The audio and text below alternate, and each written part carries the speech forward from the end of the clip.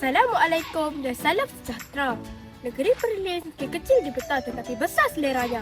Dari minuman tradisi, lauk kampung, hinggalah ke makanan ikonik tepi laut. Semuanya ada di sini. Jom ikut saya kita jelajah pop makanan paling popular di negeri Indra Kayangan.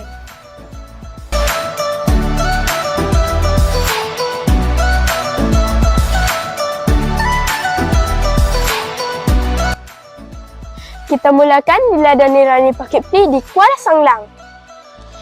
Inilah destinasi terbaik untuk menikmati kesegaran Nirani Pak asli. Manis mula jadi tanpa gula tambahan, segar terus dari ladang. Satu hirupan saja sudah cukup menyegarkan badan. Bukan itu sahaja, suasana ladang Nirani Pak yang tenang menambahkan lagi kelainan pengalaman di sini.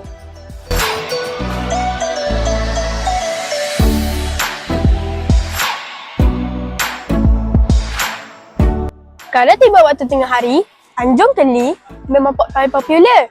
Hidangan di sini sangat lengkap. Lauk kampung, lauk laman, sambal belacai, ikan bakar, semuanya tersedia. Bayangkan hati nasi panas-panas bersama gulai kampung yang pekat memang membangkitkan lagi selera.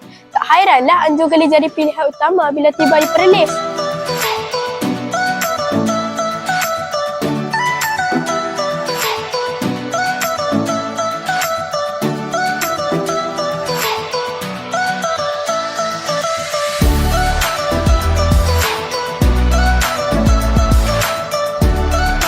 Tidak sah ke Perlis kalau tidak mencuba laksa. Laksa Kuala Perlis atau laksa Kak Su terkenal dengan kuah yang pekatnya yang kaya rasa.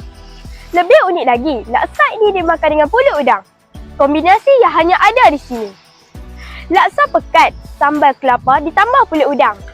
Satu suapan saja sudah cukup membuat anda jatuh cinta dengan selera Perlis.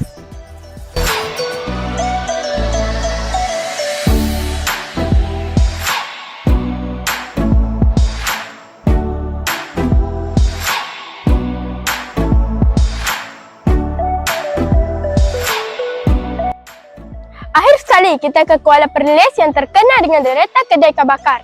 Ikan segar dibakar panas-panas di atas bara. Aromanya saja sudah menggoda selera. Bukan itu saja, Perlis juga terkenal dengan makanan uniknya iaitu mentarang. Sejenis kerang besar yang hanya boleh ditemui di pesisiran pantai tertentu di Perlis. Isinya lembut, manis dan sangat menyelerakan bila dimasak dengan pelbagai cara. Sama ada dibakar, masak sambal atau gulai. Inilah keunikan yang menjadikan Kuala Perlis syurga makanan laut yang sebenar.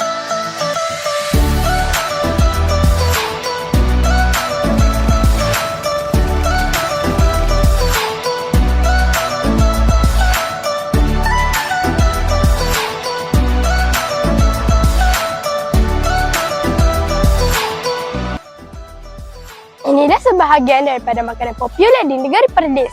Dari Nirani Pak yang menyegarkan, lauk kampung di Anjung Keli, warung tepi sawah yang mendamaikan, laksa dan pulut udang yang ikonik, hinggalah ke ikan bakar dan mentarang Kuala Perlis. Negeri kecil tapi penuh dengan selera besar. Perlis, kecil di peta, besar di hati.